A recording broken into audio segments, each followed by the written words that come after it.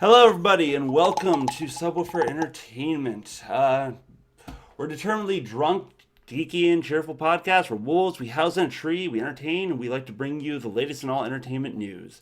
S.E.T is a lot like a music appreciation class. We discuss certain topics, and we see if people would react to them in different ways. I'm Zack Gray, also known as Booze Wolf, and joining me are my lovely friends. I'd say we'd start with Scarfy. We'll start with Kruz then. Hi, All I right. am Kruz. Hello. We also have Hi Shudra, there. if he's there. Let's see if we can do this without mic problems. All right, perfect. I And we have heard something. Scarfy. Heard something. I don't hear Scarfy. Anyway. All right, so off to a good start as usual. Well, ladies and gentlemen, so if you're wondering about the music that first started this, we were actually just found out that this is I think, the 30th year anniversary of the Zelda games being created. So we just wanted to give them a little bit of tribute because for any of you who are gamers who've played anything since, well, basic Nintendo era, one of you have probably stumbled at some point across a Zelda game, and we just wanted to give a little shout out to them. So cheers, Zelda. You're still sexy even at 30. That being said, we're trying to get Scarfy in for a little bit of tech trouble, so I might put that back up. Oh, But until no, then, he's gone. is he gone? He He'll probably dropped. jump back Well, in a second. no, he'll come back. My Thor bobblehead can stand in for him Oh, perfect, momentarily. perfect. So Cruz is backup. This is good. This is good. All right. Anyway, so beyond that, I hope you're all doing well. One thing that we had not discussed originally, but I wanted to bring up for anybody out there, I'm gonna usurp the normal trend of things like I did with the intro and just go into a little bit of video games first, and then I'll probably hand it back to Scarfy. Two games that are not coming up are already out that I've been watching are Firewatch and Unravel. For any of you guys who's heard anything about these games or anyone talk about Firewatch or the game Unravel, they're absolutely gorgeous. They're wonderful little stories. Firewatch is about a person trying to escape from a very hard time in his life by working at a Colorado park and just making sure fires don't come up. And it's a weird little game. It's actually the style of the animation of it is very reminiscent of Team Fortress 2's animation, but they do a great job of just sort of getting into your mind and getting into the human psyche about it, and you slowly get caught in a sort of weird. Hello? Oh, there you are. Hi. Good Lord, what the Ow. hell? I don't know. Something God. something happened with I your was- mic. It seems. I don't know what happened with my mic. My mic was just going all over the place. Well, Good. Good to have you back, man. Oh, my God. But anyway, I'll finish up about these two and hand it back to Scarfy, who can manage a lot more and jump back to what it was. But in Firewatch, if you haven't seen the game, I highly recommend at least giving it a look.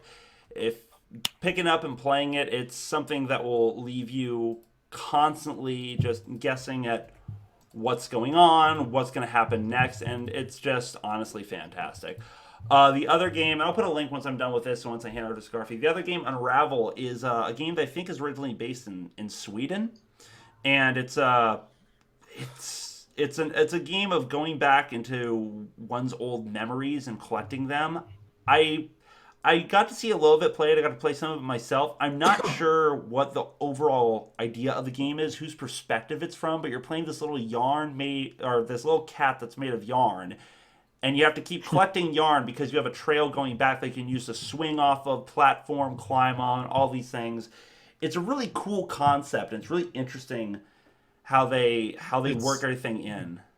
But I just wanted to shout this out. What was that? Reminding me of that was kind of reminding me of the Kirby, the Canvas Curse, except like you have to draw the platforms. Oh to go yeah, on. I never got to play any of those draw style platformer games. But Kirby yeah, Canvas Curse is very interesting. I actually played it myself, and believe it or not, I think it's a very underrated Kirby game because it's not really using the original Kirby formula when you're constantly using the stylus, which is also pretty interesting, I'd say the least.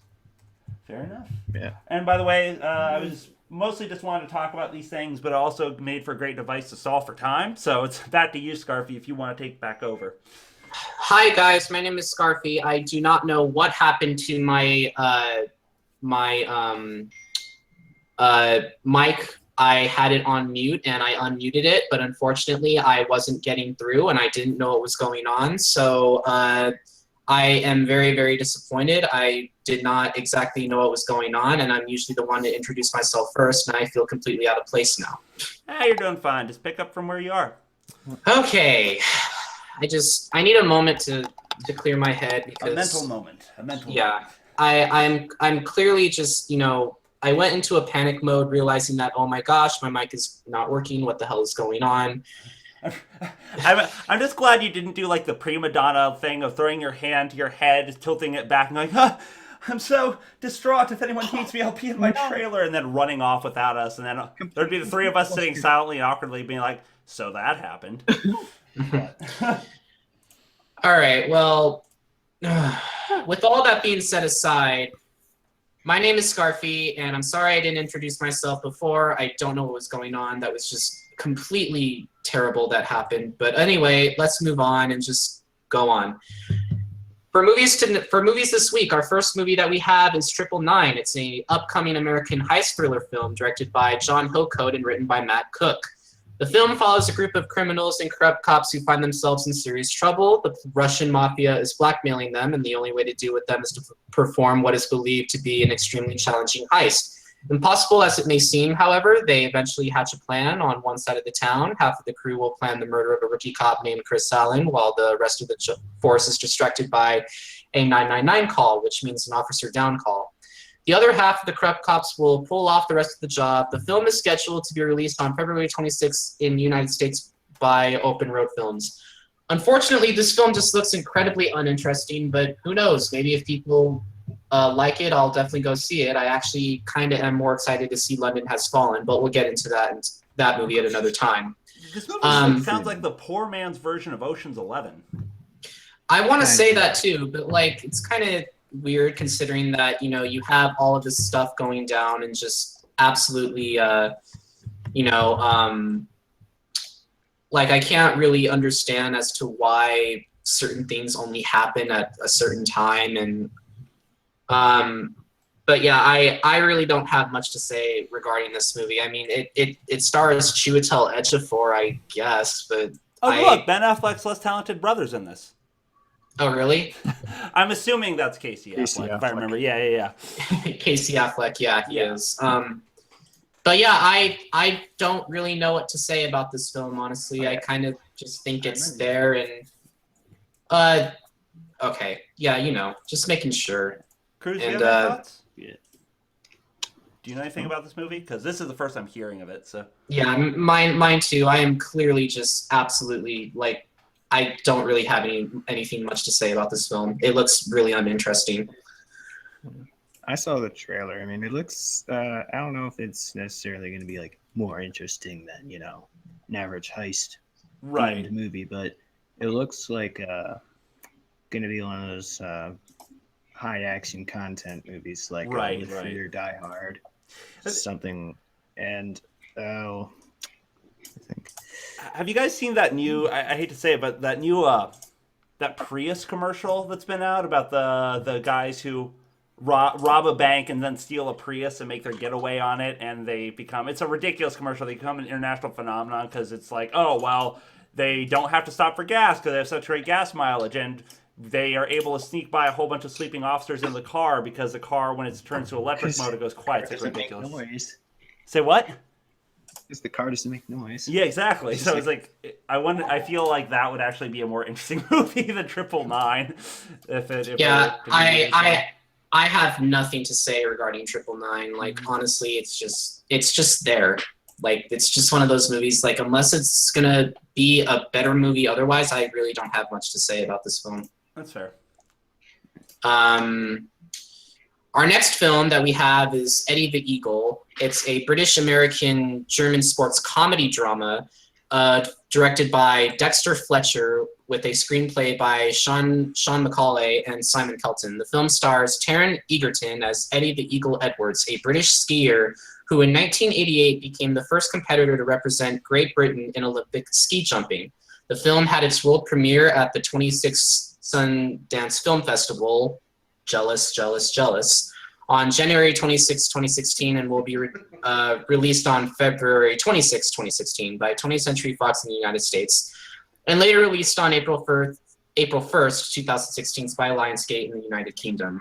The film looks interesting, but I can't help to think this film is going to be good or not.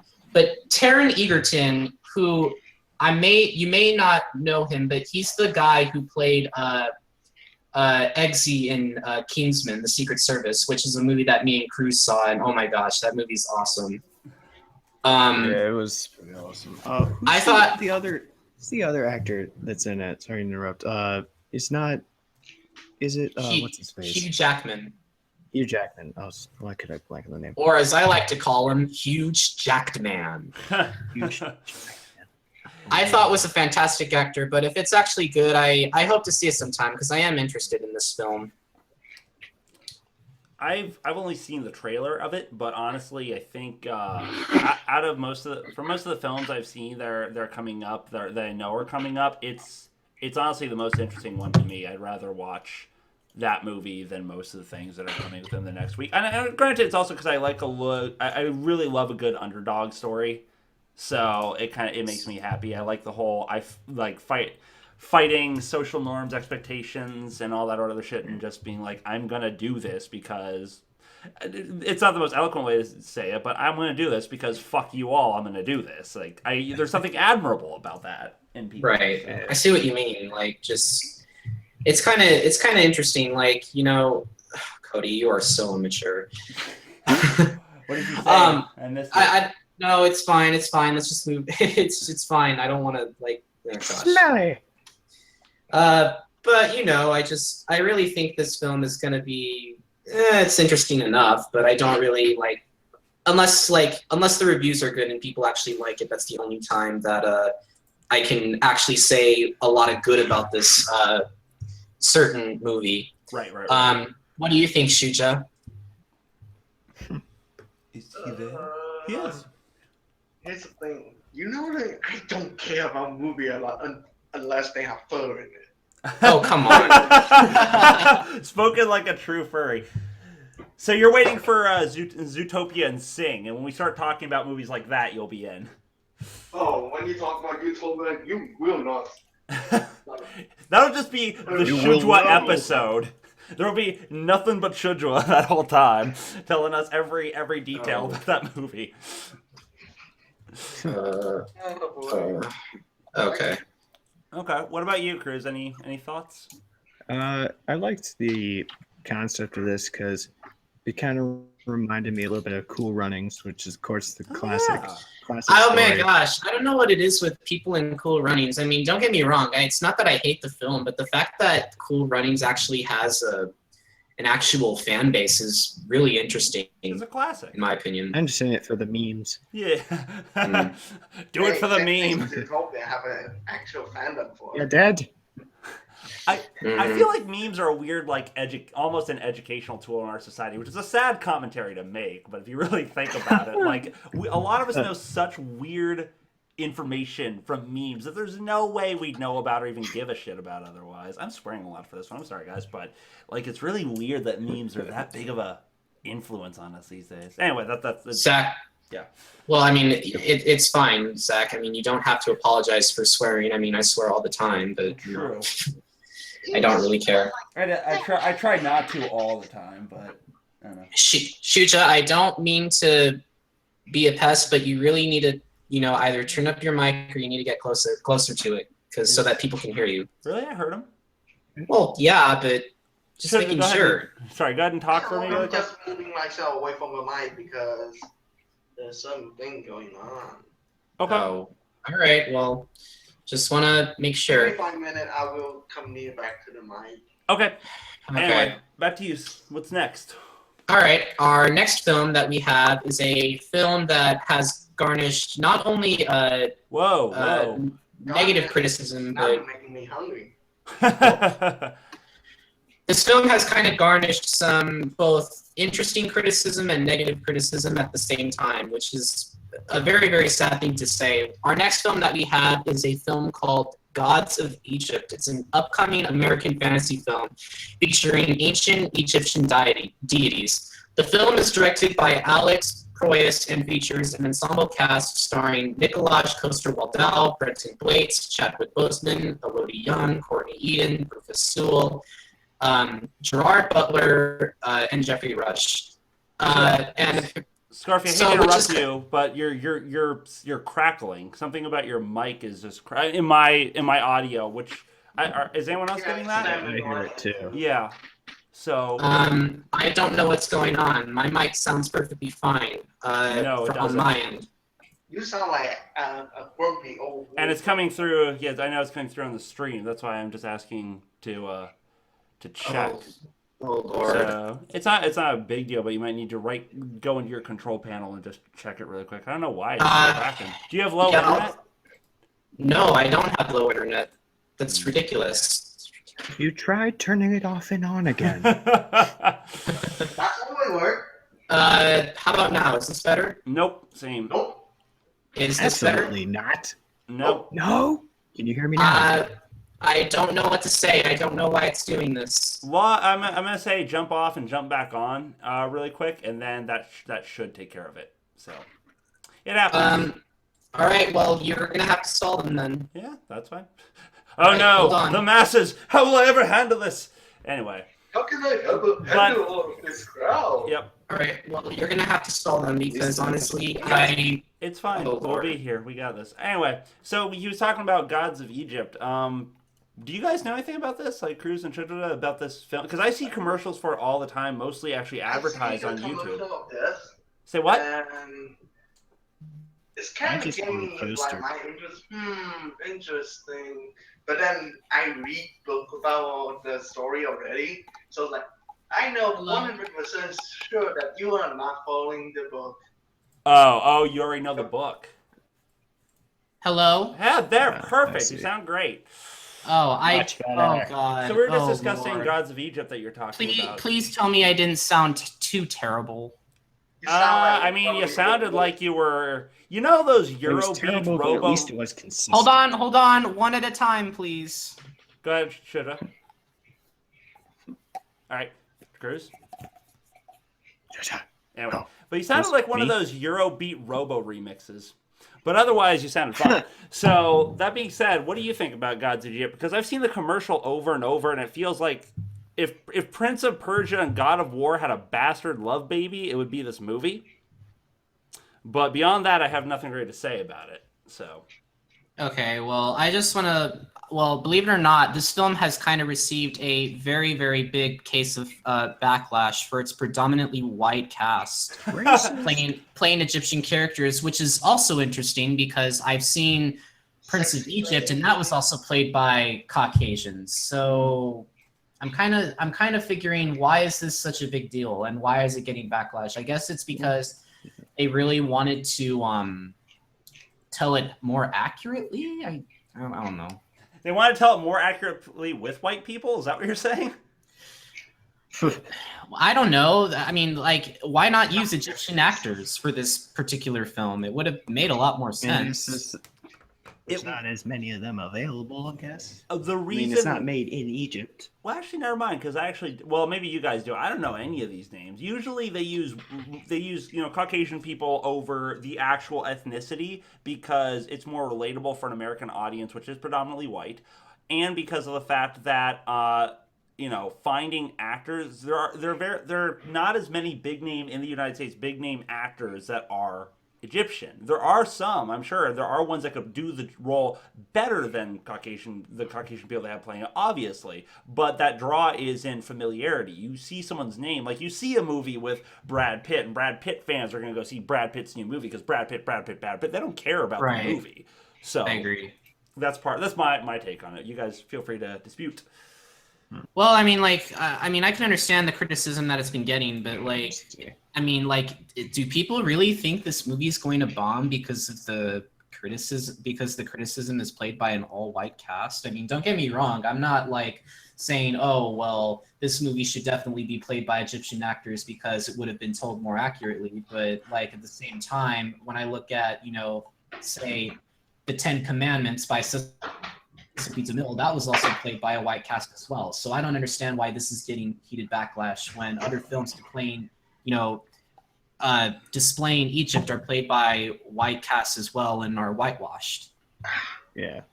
Like, what was it? What was that movie? Exodus? Yeah.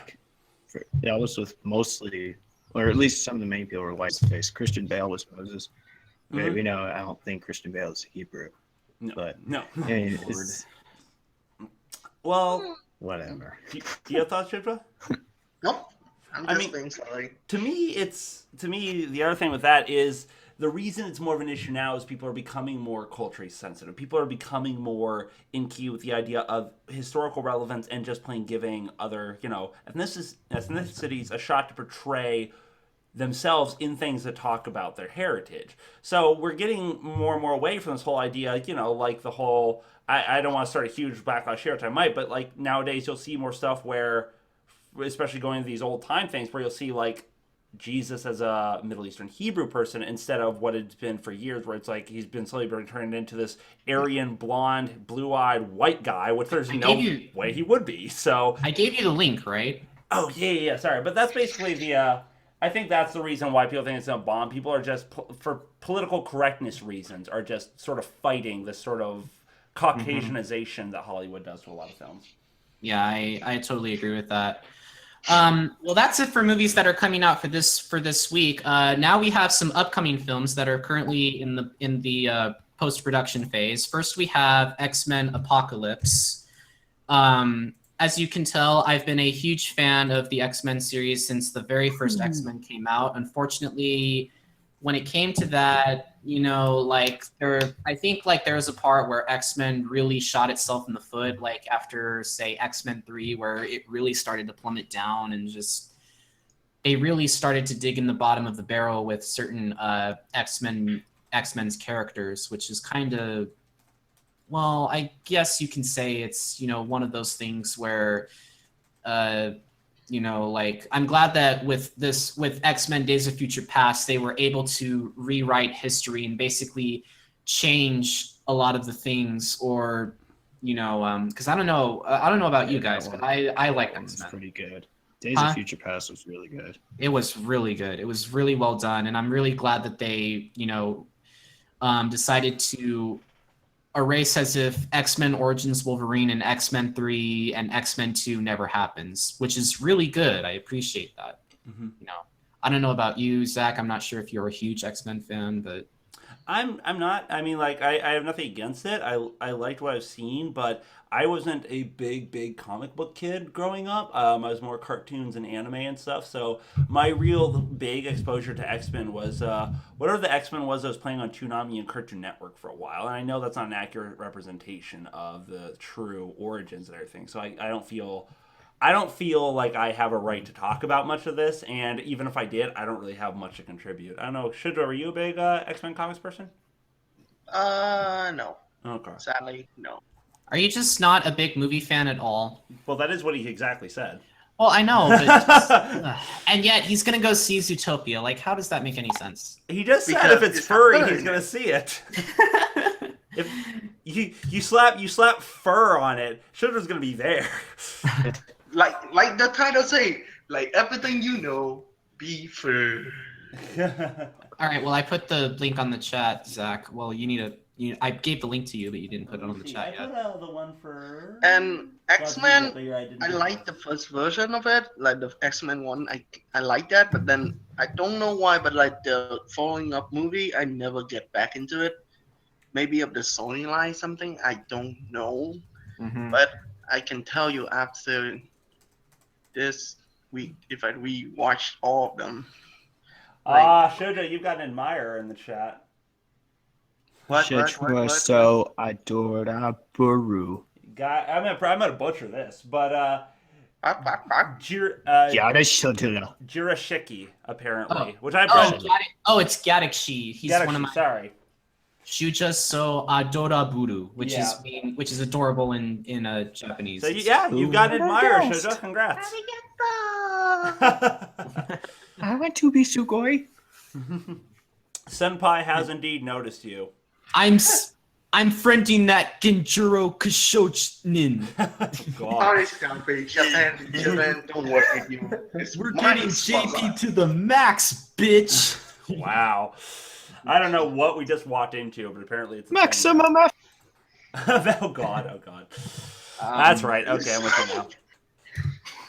Our next movie that is on the list is a film called Nine Lives, and seriously, just kill me now. I can really already tell where I don't know why Kevin Spacey decided to put himself in this movie, but it's a film about him not being a good enough family man and is transformed into the body of a cat. Huh. Hey, wait. Somebody a fan of Firebird. Wait, what? Wait, what? Oh, the movie. I thought you were talking about the chat. It's like, am I missing something? Oh, okay. Somebody a fan of the cat in the furry fandom. It's mostly Firebird Kitty. So I don't know what it says about me that you said 9 Lives and we were just talking about furry stuff. So my first thought went to 9 Lives of Fritz the Cat, and it's like, this movie is A, old, B, not meant for anybody to be talking about ever, C, everything else that's wrong with this. I'm just gonna shut up now. But No, it's a film that I just sent to you, and it's real. It's okay. very real. I got you. Well, 9 Lives of Fritz the Cat is unfortunately real, but Oh Lord. Oh God, you can't be serious, Oh, right? I'm not bringing it further to conversation. Just because we were talking about furry, you started saying 9 Lives. I hadn't looked up. I was like, wait. Why are we talking about this movie? But I see. Exactly. It's a film like with Kevin Spacey, and I just think this film is just, I don't know what Kevin Spacey was thinking. He really thought this was obviously a good script, but apparently he needs the paycheck, which sadly he is not getting from his quote unquote House of Cards revenue, which I'm pretty sure he is making a lot of money right now. So I don't understand why he would be in this. Good show. Why he would be in this particular film, but we'll just have to see how it plays out and really understand. The next film that we have is a film that is called Miles Ahead. It's a biographical historical drama about the jazz singer Miles Davis. I've never listened to a single Miles Davis song. What? What? I haven't either. Oh my God! You children! Awesome. You children! Hold on, I'm gonna put up the link and then I'm gonna judge you silently in rage. You go on, Scarfy. Okay, well, it's a autobiographical film about Miles Davis and apparently his life, and really that's really what the movie has given me. But I've never heard of Miles Davis. Wait, never heard of Miles Davis? I know of Miles I've never Davis. heard of Miles Davis until just now. Whew. Okay. All right, I know so Miles we have Davis. some. All right, Really, we have some. Any credit for We that. have some music appreciation going. So, Zach, please explain to us why we should listen to Miles Because Davis. he's fantastic. He's one of the fathers of modern blues. Actually, just playing blues back in the day when it was soulful. Most artists model themselves and their playing style around him. I mean, I've owned albums of his. I don't have any right now, and I can't think of the first thing to recommend. But yeah, definitely give him a listen. He's just, the stuff he does is beautiful. Just his innate mastery of how he composes these songs, how he adds to other people's songs when he does collaborative bits of people. I don't know how to put blues appreciation to words for people. It's sort of like how appreciation of classical music is lost on me. I can respect classical music and like it for what it is, but by the end of the day, it puts me to sleep, and that's my fault as a human being. But, for blues music, same thing. So you guys, you've got to listen to at least one. It's sort of like saying you've never listened to a Louis Armstrong song. It's like, well, I hope you enjoyed your last, 20 years living in a cave, but no. That's as judgy as I'm going to get, not, by the way. But, right, of course. But yeah, I mean, I've never heard of Miles Davis before, so if this film is good, I'll definitely take a listen to his music. I don't understand why you just went when I never listened to. Because he's very well known, I've never heard of him until just now. That's fair, but admittedly, I'm just surprised because I know all of you, all three of you have very good musical tastes. They're very differing, but you're both pretty well in key with stuff going on in the musical world at different points in your respective fields. I'm just surprised none of you have heard of Miles Davis that in some way or another has probably influenced musicians all of you listen to. So right, of course. It's sort of like telling me you've never heard of the Beatles, but you like listening to rock music. I'm like, fuck the what now? So. And then the final upcoming film that sadly has also garnished some very, very terrible attention. Well, I wouldn't really say it's a trailer per se, but it's a teaser announcement for the new Ghostbusters that's apparently coming out. And already, as you can see, if you even click the video, you can see that there's clearly a lot more dislikes than there are likes with this one. Right. I guess you can say that. Well, how do I say this? When they announced a new Ghostbusters sequel, they also announced that they were planning on getting instead of having a male cast, they're planning on having an entire female cast, which is kind of interesting. Meaning, there's no Bill Murray, there's no Ernie Hudson, there's no Dan Aykroyd, there's no That's a Big Twinkie, there's no They have Stay Puft Marshmallow Man. There's no Stay Puft Marshmallow Man, which is kind of sad, but not even Sigourney Weaver, which is also pretty sad. Like, I don't even know how this movie is going to really just play out. And I want to make something clear right here. I am not sexist or anything, but when you have a very, very popular comedic film that was played by, males. that was played right. It's kind of hard to really change into a different perspective. I don't know about you. What do you think, Zach? I'm just gonna say one thing. I think I have an issue with remakes in general, which is weird because I only know the remade version of Ocean's 11. I never watched the original, but remakes in general are just always weird to me because I guess it's sort of furthering the story and keeping in touch, and depending on how well they deal with it, it's like, oh, they're introducing the next generation to something. But especially really good films like Ghostbusters, man, people are still watching Ghosts. People are still showing their kids. Their kids are going to be showing their kids Ghostbusters. That shit didn't go anywhere. So no, why it are we didn't. making, the only reason I feel that you'd make this movie is because Hollywood wants some more. Somebody in Hollywood needs another mansion. That's about it. Like, that's Pretty real, much. really. I don't know. Kruz, you got thoughts? Okay, Ghostbuster. Is this the new series or is it a remake? It's a remake. Nope, not gonna happen.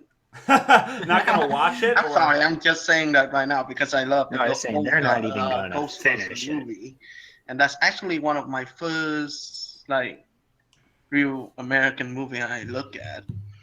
I think, but yeah, remake. Sometimes remake can be good. Sometimes it's just like take the whole thing and give it another spin, and just like okay. And then you walk out of the theater and say, "What the fuck did I just see?" Cannot unsee. Eye bleach. Apply directly to the eyes. Eye bleach. What did you think? What do you think about this movie, Kruz? Like, do you really think it's gonna bomb? Like, well, I don't know if it's gonna bomb necessarily, but I think that it's probably gonna have enough people, who just like the original better. They're just gonna be like hating on it just because it's a remake. But like Zack. You could like Zack. Yeah. Yes. well, I mean, believe it or not, I think I'm not necessarily. no, go ahead. You're not necessarily. Stop talking at. Stop. I can't speak anymore. Go ahead. Sorry. Shudra, how could you? But yeah, if you have a point you want to say, go ahead and say it. I guess that's enough. Well, I think. Well, believe it or not, I kind of think that. God. No, go for it. Everyone is talking like over people who are talking. Think that then. I kind of think that with this film, like Ernie Hudson, like specifically stated that this film was probably not going to be as good because the original is just so classic, and it is a problem. Like remaking one of the biggest comedies of the '80s, turning it on its head. It's like, what exactly can you make of this film? True. But that's it for Ghostbusters, I guess. I mean, like if people are planning on going to see this film, I really hope that people will indeed see it. But as for me, I mean, I can't really see if like how this film is actually going to work. It just feels like for every good film, there's always been a bad film, which is kind of sad. But wow, you're a lot more gracious. That's than it for. percentage. What do you mean? I'm saying it's like you're saying for every good film there's a bad film, saying that Hollywood is producing an even 50-50 split of good and bad films. I feel like the good films are like closer to a 10% range of the rest is kind of bullshit. That's what I meant to say. Oh, okay, I gotcha. I was gonna say. But anyway, sorry, go ahead. But and finally, I just wanted to let you know that the Oscars will be attending on February 28th. However, I will not be watching them because I will be on Subwuffer Entertainment Treehouse with you guys. So I guess I should announce. Blaming us on that. I guess I should announce. Thanks a lot. What? He said you're blaming us on that. No, I'm gonna be with you. I'm not gonna watch the Oscars. So if I had the technology, I'd say we should totally just sit back, stream the Oscars with like silhouettes of the back of our characters' heads, all Mystery Science Theater 3000 style, and just start ripping on the Oscars. Yeah. But I don't have the technology to do that, so this is a pipe dream. So sorry, go ahead. Not only that, and I kind of think that we would get in a lot of trouble for doing so. Probably. Finally, with the list of the list of the Best Picture nominees at the 88th Academy Awards, and I'm gonna name down the list right now. The Big Short, which I've never seen. Bridge of Spies, which I've never seen. Brooklyn, which I've never seen. Wow.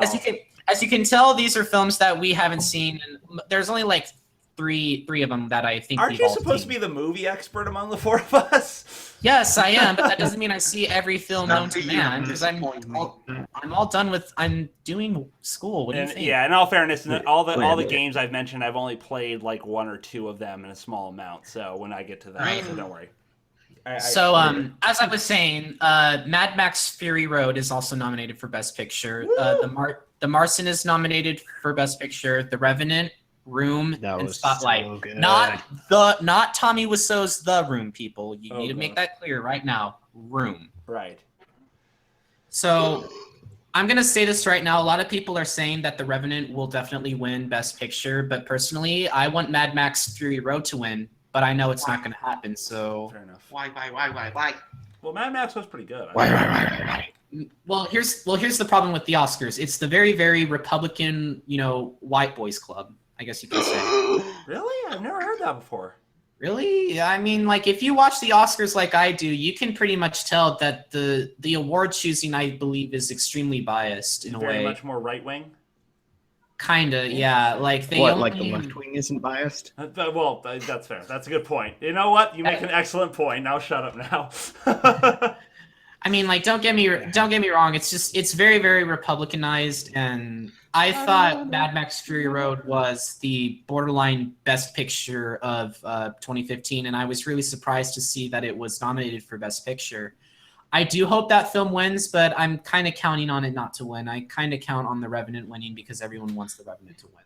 Now, have you seen The Revenant? Tom Hardy was in it too. I actually have seen The Revenant. The Revenant was a film regarding about like this man who witnesses his son get murdered after a bear attack, and apparently he has to go find the man who killed his son so that he can exact his revenge. And the cinematography by far is the best part of the movie. Like, I felt like I was in the mountains the entire time seeing this film.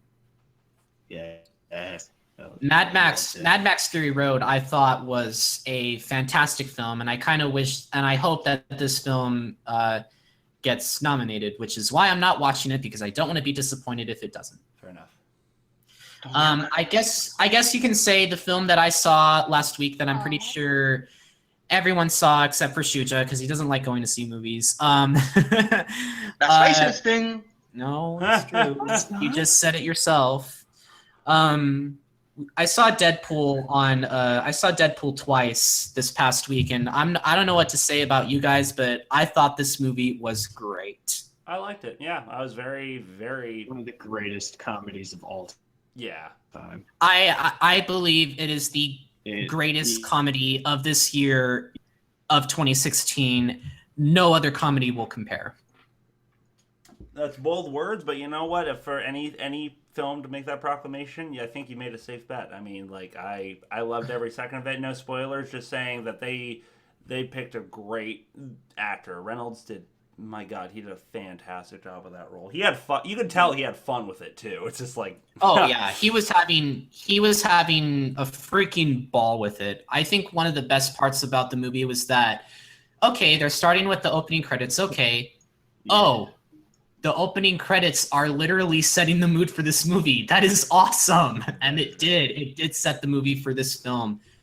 No, Cody, I'm not going to be watching the Oscars. But yeah, I think Deadpool is a fantastic film. It was great. Please do not take your kids to go see it. I beg of you, do not take your kids to go see this film. Take them to go see Civil War, like Deadpool said. I want to say, which like, I'm gonna see that too. Are you? Here's the thing. of course. Because I mean, Cool. I think Deadpool has a good, how to say it, know how dark your children is. Because whenever they laugh at what Deadpool say, oh my God, that's not his fault. You know, one of the biggest problems that I think Deadpool was with Deadpool, it's kind of interesting. Like I was watching Deadpool, and I can clearly see what Ryan Reynolds was talking about when he said that he wanted this film to be rated R and not PG-13 originally. Yeah. Oh yeah, you didn't realize so that? You could curse freely. Well, not only that, but he knew that if it was rated PG-13, it wouldn't be way too tame. It would be way too tame, and that's not who Deadpool is. He's this. Right. He's vulgar. He's raunchy. He's Deadpool. That's what Deadpool is supposed to be. And I don't know about you, Zack, but I kind of think that's, goes without saying. Well, I don't know why it went straight to me. Like, I agree.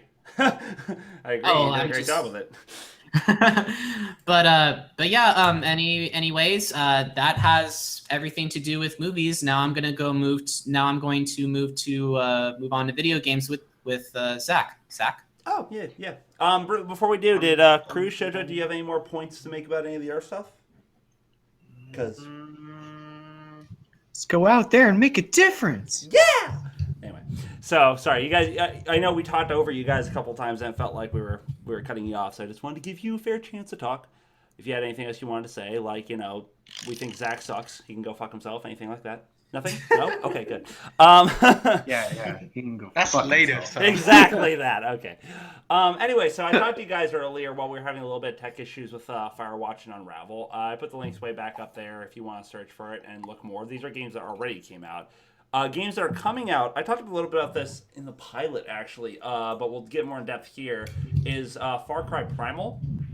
For anyone who are fans of the Far Cry series, which is a long, amazingly done, huge world, expansive, just crazy series. This is the next installment. It's basically, it's for anyone who doesn't know what Far Cry is, I guess I should start there. It's an action adventure video game. I believe Ubisoft is the people who publish it, who are behind it. For Far Cry Primal, it's set in the Stone Age, so now we're going back into basically like caveman times. It's like 12,000 years before now, so ages back, and still basically based around cavemen running around their skivvies, kicking ass of any creature that's in their way, or consequently getting their ass kicked by any creature in the way, because, well, humans, while we have the nice prefrontal cortex, we're rather squishy. So Squishy. apparently the whole thing takes place in the fictional land of before the continent shifted and everything. The place is called Oros. It's an open world filled with stuff like mammoths, saber-toothed cats, tigers if you want to say it, but saber-toothed animals, just a whole bunch of shit that you're gonna have to fight there and try and survive against. It's basically your battle versus nature. You're taking the role of a hunter by the name of Takar, I think his name is, and you're basically going through Oros, trying to gather resources and weapons and just establish yourself as sort of the leader of your own tribe. You get separated from a hunting party of your old tribe, and you make connections, all that sort of stuff, and try to become one with the people around you and become the new leader of your own group. I know that's coming out on PlayStation 4 or PlayStation 4 and Xbox One. It's coming out February 3rd. The Microsoft Windows version should be coming up around March 2016. And all I can tell you of this game is it looks fun. All I can tell you to people who are furries, or just basically everyone listening right now, is one of the best things that you can do in this thing is you get to tame animals. So you get sort of like this almost Native American-esque ability to communicate and be one with the animals, see from their perspective, have them help you in fights. You can choose anything from like wild dogs, hit with the tigers, probably tame mammoths, ride that shit, throw spears while, pimp walking in on a goddamn mammoth. There's nothing not to love about this game, is what I'm laboriously trying to get to. You guys have anything you want to add about this? I'm gonna have to sit this one out, but I did send you the link for Far Cry Primal on Telegram. Thank you. That's the first one you saw. I'm gonna say this right now. I don't really have anything to say about Far Cry Primal. I've never played it, and unfortunately, no one has. It's not out yet. Well, you know what I mean. I've never played the Far Cry series. True. Jojo, what about you? You sound like you had something. Well, I never like Scarfy said, I never played any of the Far Cry series, but like I've heard you describing this game as like somehow I feel like I'm playing Fallout 4. Nope, now I have furs in it. Nope, better. Yeah, imagine a BC by BC I mean before Christ. So like a caveman version of Fallout 4 mixed with Turok, and you're kind of along this area, just less aliens. But yeah, it looks awesome. My first exposure to it was not that I should be doing shameless plugs for YouTube accounts, but a YouTuber named CNanners was playing it. It's the first time I even heard about this installment of the game, and he played it. And he never takes shit seriously when he's playing games, but the game just looked, even with his jokes and stuff aside, it's like, this game looks gorgeous. So I was just immediately enamored with it when I saw it. What about you, Kruz? You have any thoughts? I think this is an interesting premise. I mean, I've heard of this game, but I haven't played it. Mm-hmm. Have you played any of the Far Cry series? Nah, no, I haven't. But I guess I like open world kind of games, like what's it called? Xenoblade, Batman, the other kinds. Right. Those are really cool. Okay. So that being said, I would give it a look. Like Scarfy said, I think I threw it in finally. Yeah, the link is in the description. Or not the description. Gosh, I've been doing YouTube too long. The link is in the chat. So the next game we have up is Plants vs. Zombies Garden Warfare 2. So for anybody who is addicted to Plants vs. Zombie and, suddenly can't remember. I was. Yeah. There's a zombie on your lawn. There's a zombie on your lawn. You're breaking it. There's a zombie on your Scarfy, lawn. stop. You are breaking it. Don't want zombies on our lawn. What is that from? Into zero right now. Plants vs. Zombies. That is I actually think from? it's when you. Oh, Yeah, is that it's from when you the beat trailer? the game, it plays. No, that song. it's from the composer Laura Shigihara, who wrote the song called "Zombies on Your Lawn" when you finish and beat the game. Oh, I see. Yeah, when you beat the game, it does it. There you go. And you guys will have more to talk about than me because I never got into the Plants vs. Zombies craze. A lot of my friends did. My folks actually did. Both my parents did. But I actually was. I at the time, I was a broke ass bitch, so I didn't have a phone that could play it.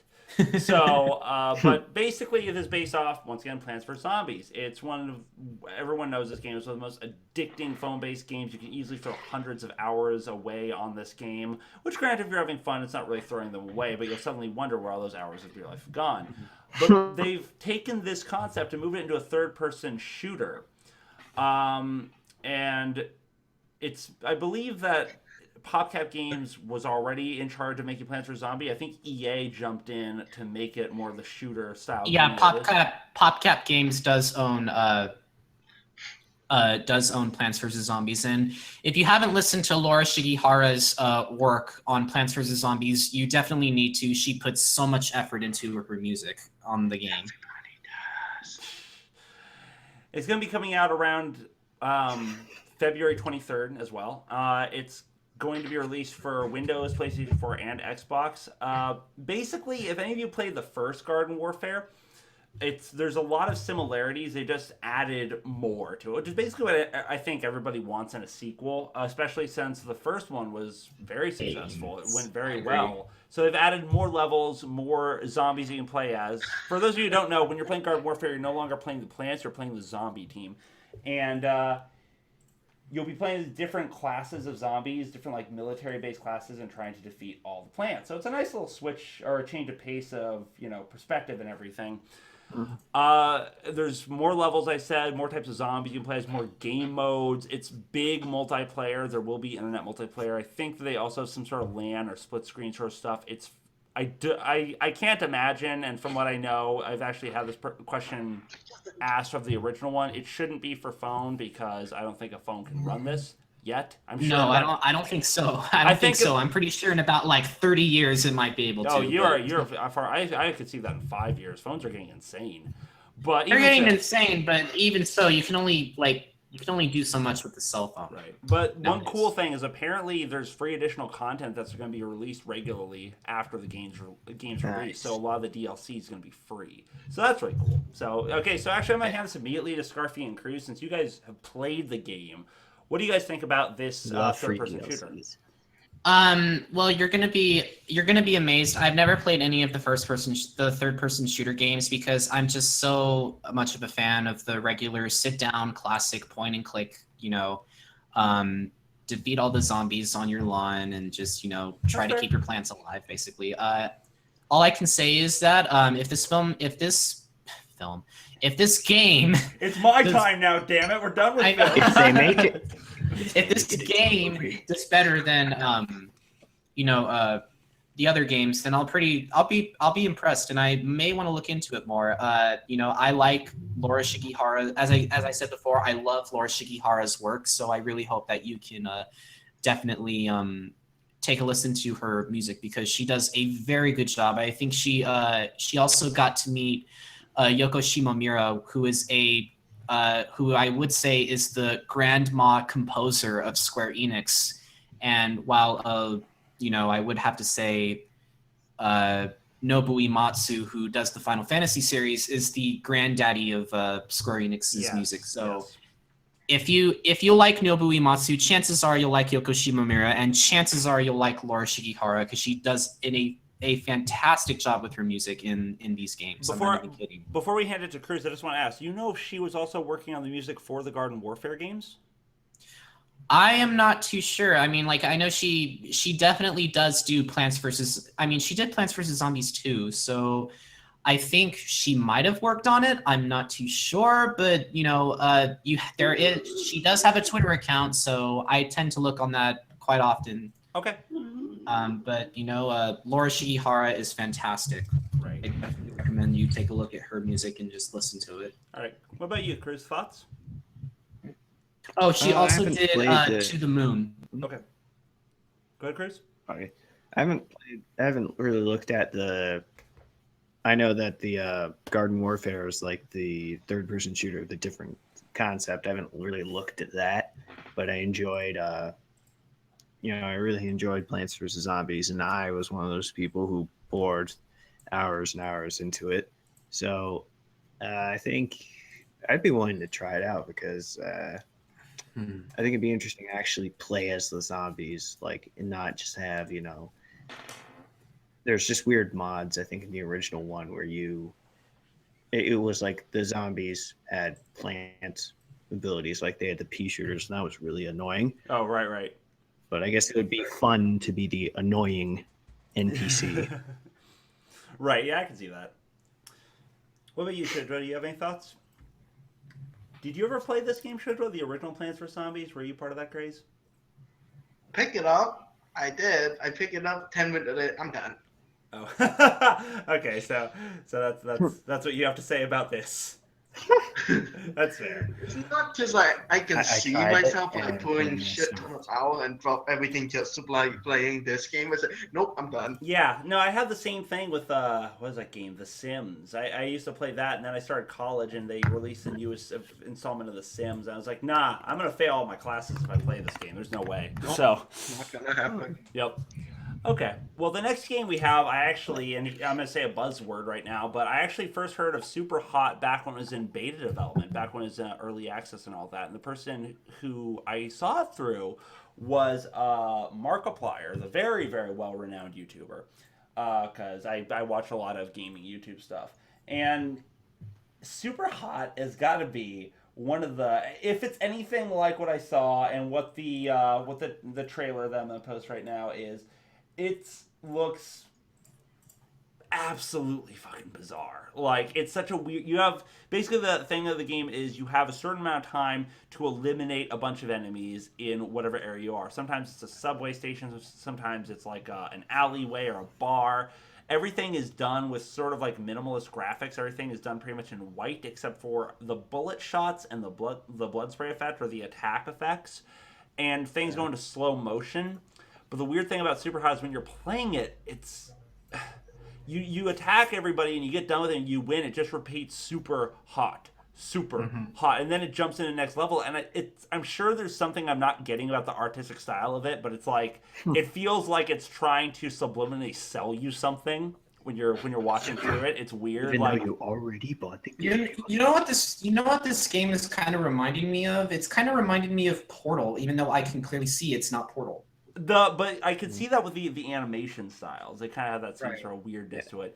But basically, I've played a game like this, sort of. I don't know what it was called, but it's this, what you're describing kind of sounds similar to what I played. I can't remember what it was called.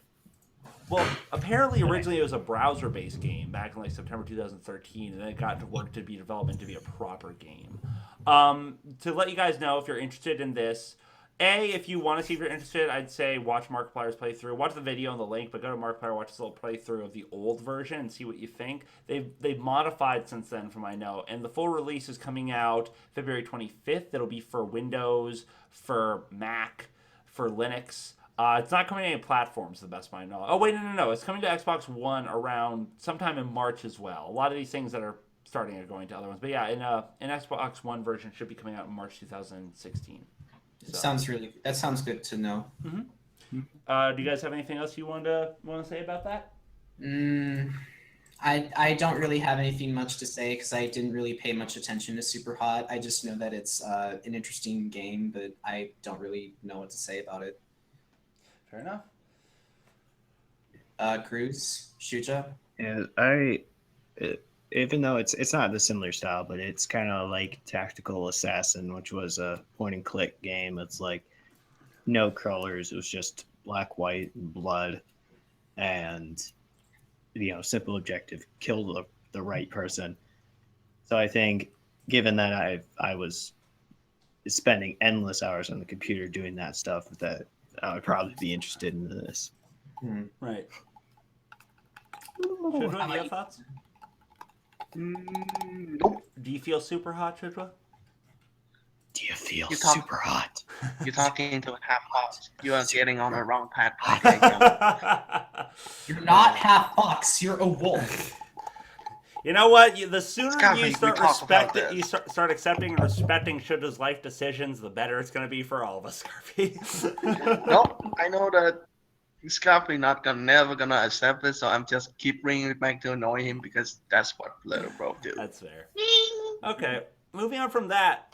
So we talked earlier about how today is the 20th. It was the 30-year anniversary of the Zelda series. Well, there's another one that's very popular. People know that it's now the 20-year anniversary of it. And I don't remember the exact day it's going to be. Is it the 20? Scarfy's better with Pokemon than I am, but it's the 27th, right? Correct. All right, and the 27th is the 20-year anniversary of Pokemon, of all the crazy that has come out of it, the games, the anime, the cards, my God, the amount of merchandising they've done is impressive. Everything. Yeah, exactly. The plushies. Mother fucking plushies. But so to commemorate that, Nintendo announced that on Nintendo Direct, the original generation of Pokemon games is going to be. We were talking about movie re-releases. Here's a video game re-release. They're going to be re-released on the Nintendo 3DS Virtual Console. Once again, this will be February 27th. So any of you Pokemon fans, I know you're out there. They're bringing back the oldies again. I'm sure they're doing, from what I've heard, not just obviously they've been doing a lot of updates to just visuals and stuff like that, but it's going to be re-released. It should be fantastic. They are bringing back the link cable. If you have to trade, you can still do it wirelessly and more dependably, so you don't have to worry about battles and trading getting corrupted and then, smashing your Game Boy against the nearest surface that you can find in rage and frustration. So the trading... I'm actually really surprised that this is something that they actually have created, because let me tell you, Pokemon is a big franchise, and for them to create a system where you can actually trade and battle Pokemon, with a 1990 with a game released in 1995 without a link cable that you used to have a link cable, as well as the Game Boy and the device, is just is fantastic, and I kind of wish that Nintendo would do. I remember the days when everyone had to have them. Yeah. Oh god, it was terrible. But one other thing to mention is, because they're going through free release as it was, the different versions are going to be released to where they were in the world. So you guys are going to have to be waiting a little while for Green, unless you want to get it ported in from Japan, because they probably will not release Pokemon Green from Japan over to North America. Well, no, but I mean, I don't know about you guys. Back in the day, I used to get games that were only in Japan. I actually modded my old PlayStation to play them. So you can find a way around it. But it's going to be kind of expensive, a pain in the ass, and if you don't know how to do it, you're kind of SOL. And I have no idea how you do it with the 3DS, because I don't own one. But it would be a little more money than it's worth, most likely. Either way, you're still going to get red and blue here. I think Pokemon really started to take off when they made Gen 4 without the link cable. So this is a good thing that they're doing, in my opinion. Also, apparently, Japanese and European versions are going to be available in special bundles that come with the Nintendo 2DS, and it's going to be...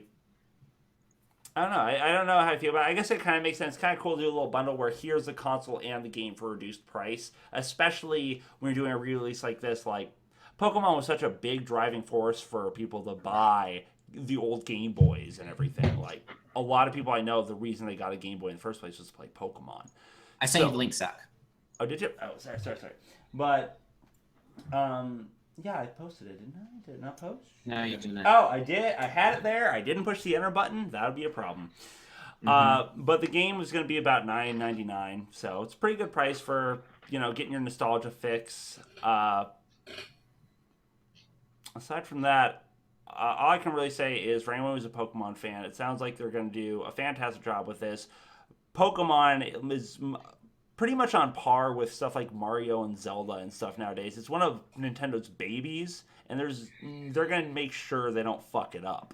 So be sure to pick it up if you are a fan of the series, if you just want to get your Days of Old fix back in, and that's all I really have to say. What about you, Scarfy?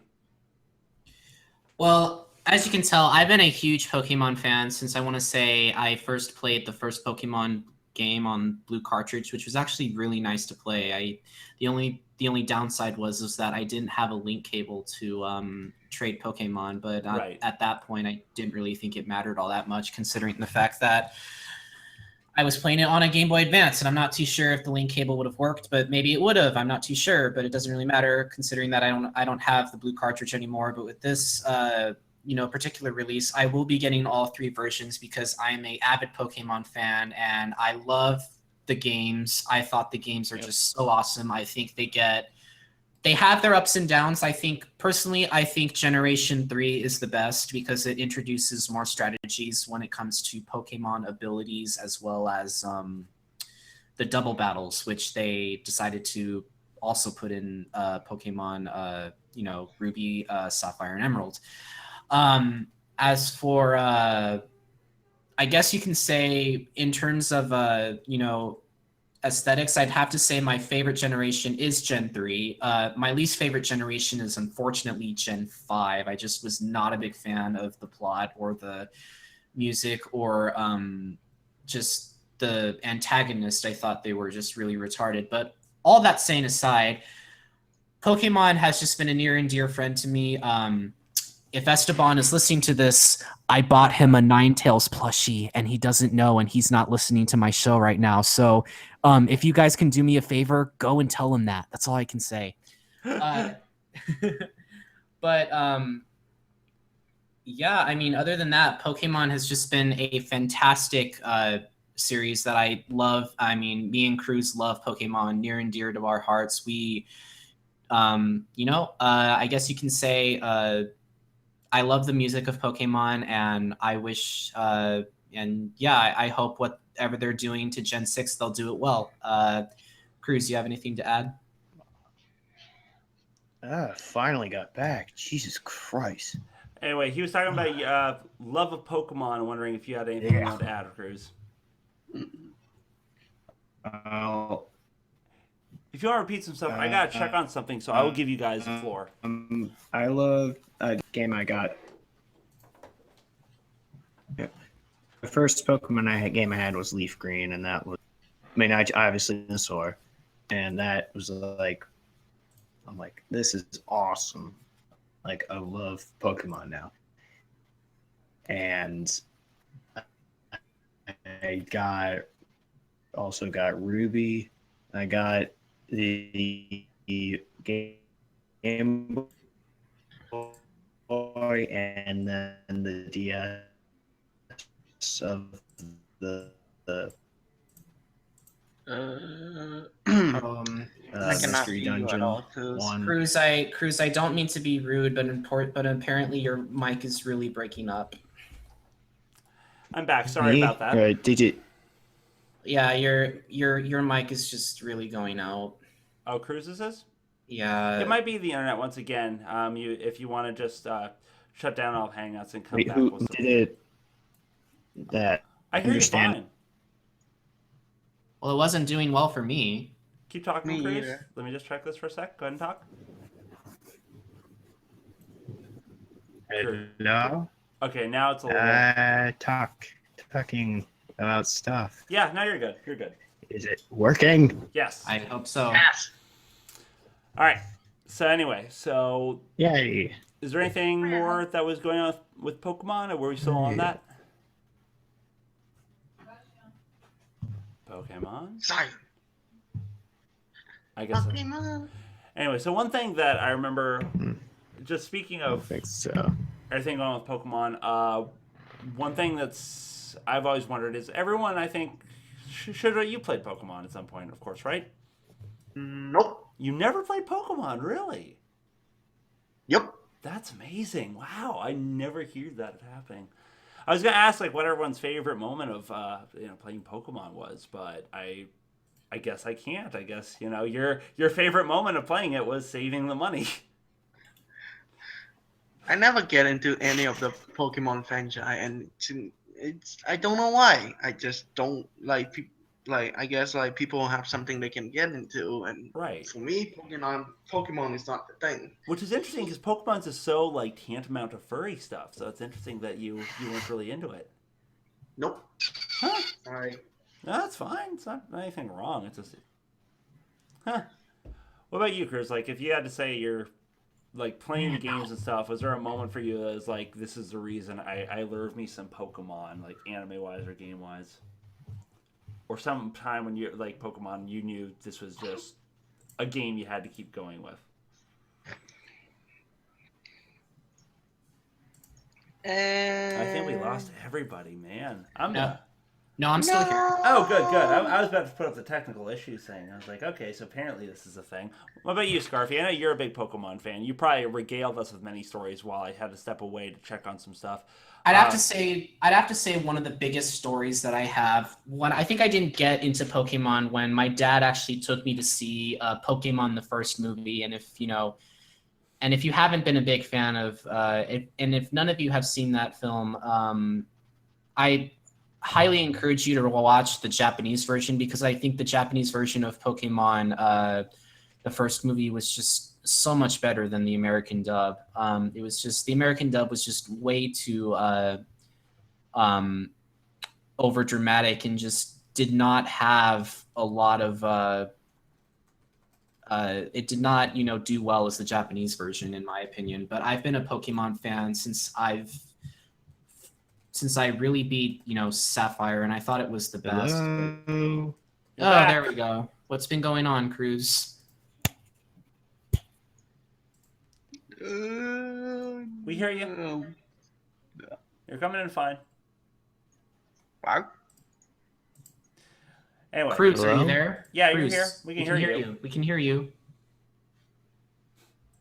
Ground control to Major Kruz. Hello? We can hear you. Well, we can, but he might not be able to hear us. I think something's just up with his internet right now. Oh God. Anyway. But Yeah. yeah, for me, honestly, when I was playing Pokemon, the main thing I don't remember much about the original games. I remember when Blue and Red came out and it was a big deal. And the games coming out was actually what got me into the series for anything else. I hadn't watched the show or anything. But it was like, oh, there's this game, you gotta play it, yada, yada, yada. It's like an RPG on crack because back then I was really into the old Super Nintendo Final Fantasy games, so this appealed to me a lot. And I wound up getting it and playing through it for a while, but the one thing that actually was interesting to me and is my favorite memory of the game was honestly finding, capturing, and breaking the game over and over with the glitch on that one island. Like, I don't know, I'm sure you have figured that out, Scarfy, where there's that island that if you go up and down, you can catch a Pokemon that's just called Glitch, and it has like unfathomable stats that basically destroy everything else, and that was my favorite. But I like breaking games, though, so that's my issue. Scarfy, are you there? I'm still here. Okay, just making sure. Yeah. All right. That being said, that's all I really have. So, Kruz, are you there? Or have we lost you to the internet ether? Apparently, we're Kruz. I'm here. Cool. All right. We can hear you. Can you hear us? Kruz? Hello. Is it me you're looking for? Lord. Kruz, are you there? I mean, apparently we're having some technical Can you hear issues me here. or not? I can hear you. We can hear you. Can you hear us? Thank you. That's what I was looking for. Well, we had actually responded to you every time you asked, but your internet was glitching. Man, your internet's glitchy. Anyway. Let me see. Shut up. Nothing. I just hear you singing that in the background. Oh, God. Oh.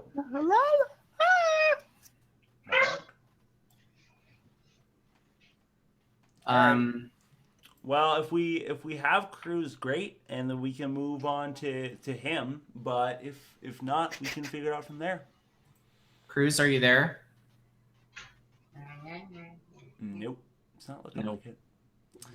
All right. Well, it's up to you, Scarfy. We can continue the show, or we can cut it early, or we can have somebody else try and read through some of the music stuff and hope they get his internet back. It is what it is. Come on.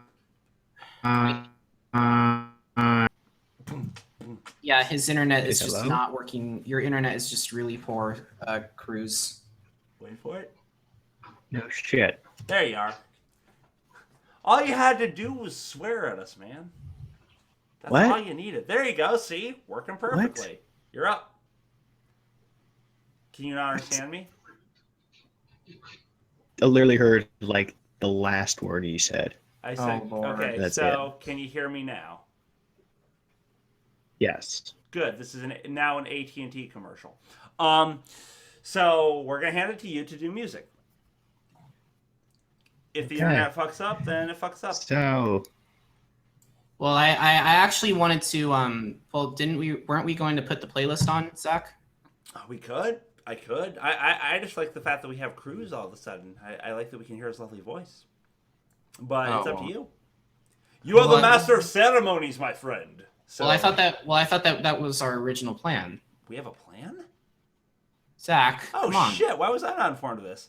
All right, we're gonna handle some little tech difficulties to make sure everything's working the way it should be. But do you know about this? okay, so what's basically gonna go on is we're gonna play some music for you in the spirit of the Pokemon 20th anniversary. So while that happens, I'm gonna see. 1 second. I'm gonna see if I can just jump straight to this and.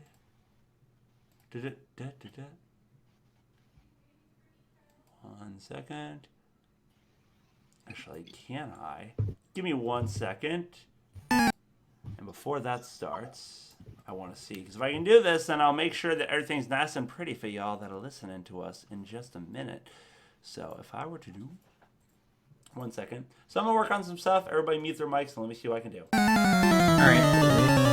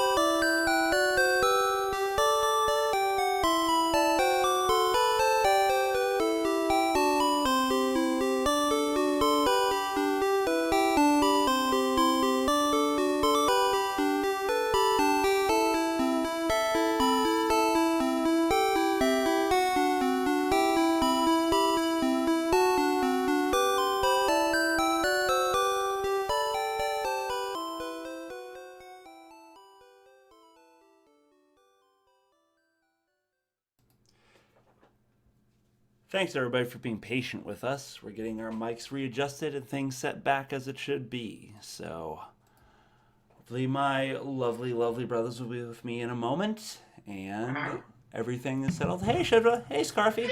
I am back. Yes, good to hear from both of you. We're missing one more. Trying to see when he will come. Jizz? Jizz. Jizz! No. Alright.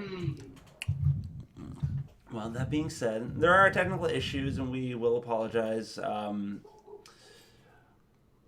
But there's not much to be done. Do you want to talk about the last bit together, Scarfy, and see what happens? Or do you want to end it for tonight? Oh, hey, I hear you. Wait, you keep muting. There you go. Hello?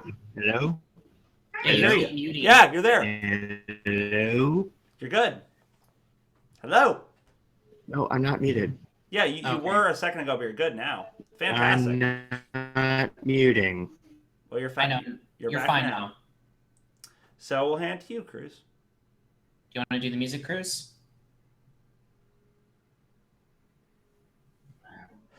So I'm gonna buy the rights to the Jeopardy song whenever awkward silences like this happen.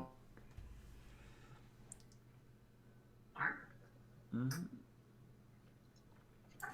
Pausing. All right. Am I hear you. Is it pausing? I don't know. Am I on? You're back, but you're still cutting in and out.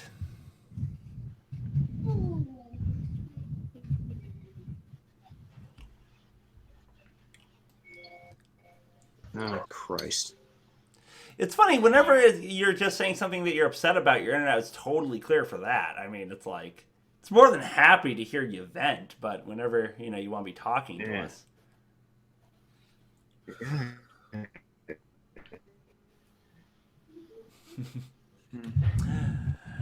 All right. That being said, Scarfy, do you want to take care of the music? Do you want me to take care of the music and we'll talk? You know what? Yeah, unfortunately, Yeah. It happens. No, I understand. Trust me. I've had angry internet in my days, so I more than understand. I had to pay a shit ton to get my internet to be even half decent in this town. So, all right. Well, filling in for Kruz, whose internet has been the Brutus to his Caesar and is betraying him most horrifically. For music, for new releases coming out in music, I know a little bit about this band, and I think you guys might have heard of them. Anthrax is coming out with another album, For All Kings, it's called. It's the 11th studio album by them. They're a fantastic thrash metal band. If you've never heard of Anthrax, then obviously I don't know what to say to you guys. I've heard of them through 1,000 different mediums. South Park has been a big proponent of them. Fantastic musician. Joan Danias is the lead guitarist, if anybody of you know that name, or I always butcher his last name, Rob Cagano. I always screw up that name, unfortunately. But this album's coming out with artwork by Alex Ross, and it's got a fantastic track list to it. Definitely give it a listen if you have the time.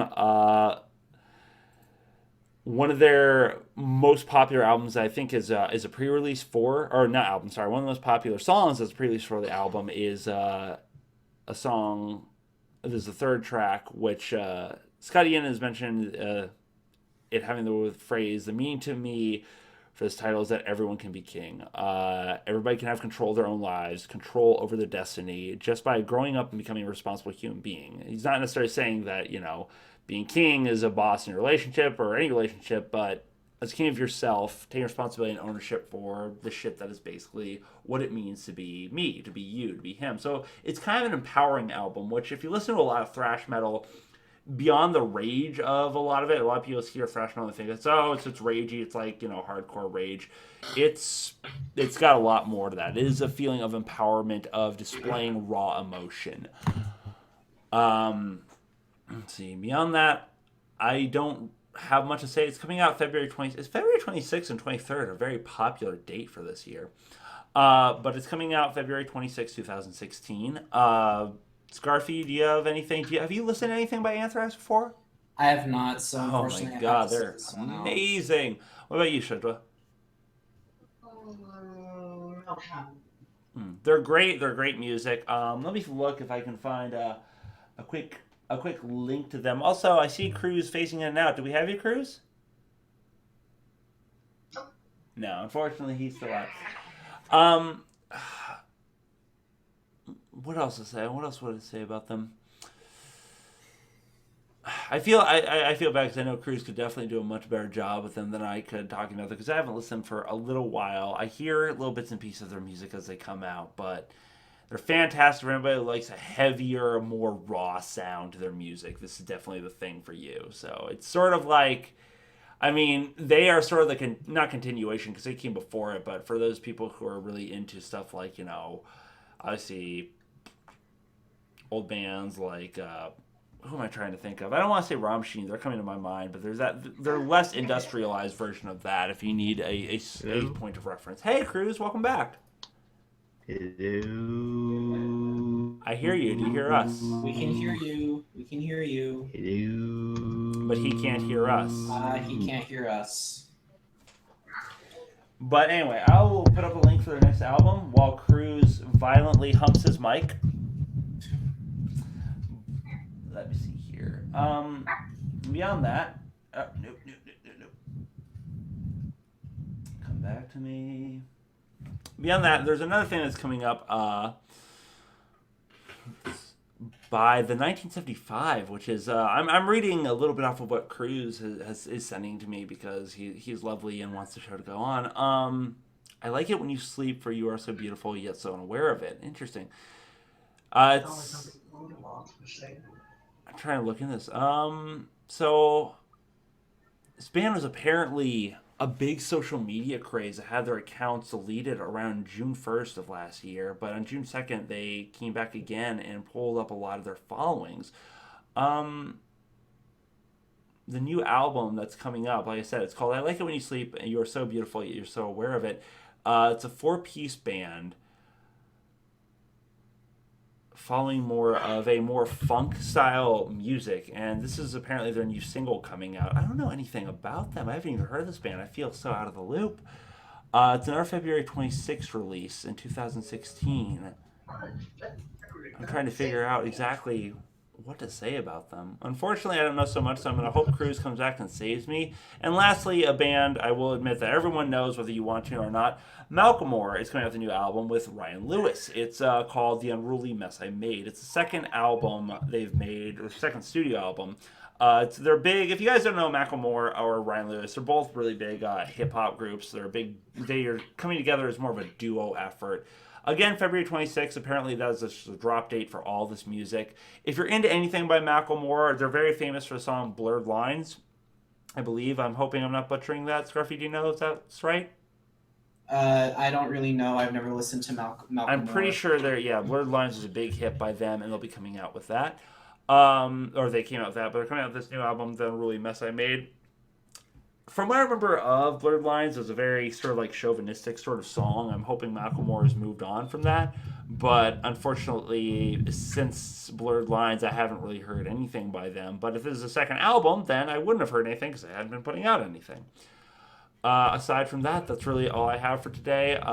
Ladies and gentlemen, we do apologize for all the technical difficulties or anything. But altogether, we've had a great time with you, and every now and then things like this come up. And if there anything else that you want to mention, Scarfy or Shudra, you want to talk about? I wanted. Is there anything on the? Is there anything in our mailbox that we have received? I'm pretty sure I'll check. I'm pretty sure we haven't received anything because I don't know. Well, first of all, let me put on a couple little things. I'm gonna grab little things for. You listening?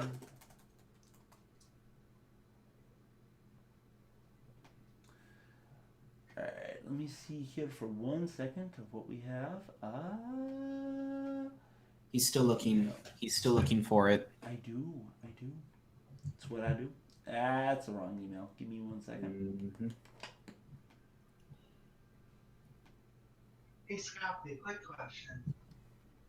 Shuja, you really need to talk into the mic. I heard him. He said, "Quick question. What's up?"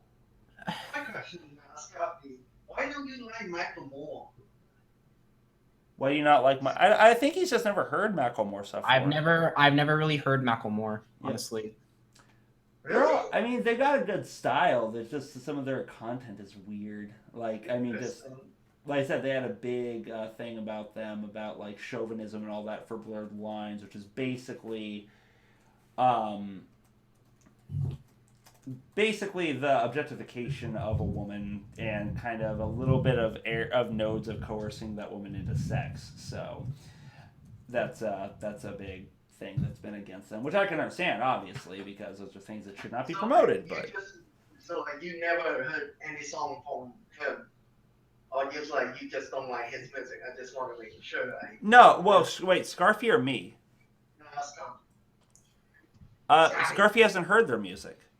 Okay, that makes more sense. Yeah, there you go. And I'm going to write a few more of these just to put them in the links and see what's up. Scarfy, anything else you want to mention about the next show coming up? Our next show will be coming up on February 28th. We will be talking about, I think we will be having a much more interesting, if not easier time than this week. Unfortunately, I kind of think that I've just been completely drained by the, technical difficulties and interruptions that we've been having on the show so far. But I mean, you know how it is. Everyone has to start small. I guess you can say as of right now, is there anything on the letter mailbox or? Oh, I'm sorry. No, there's nothing new on there currently. We did get a comment on a video, but we'll talk about that later. I have no idea what it says. I just know we have a new feedback on one of the earlier shows we did.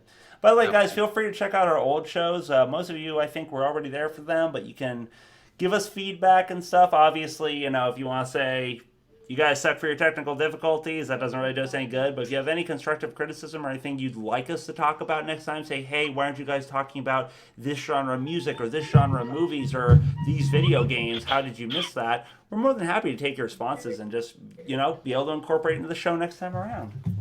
All right.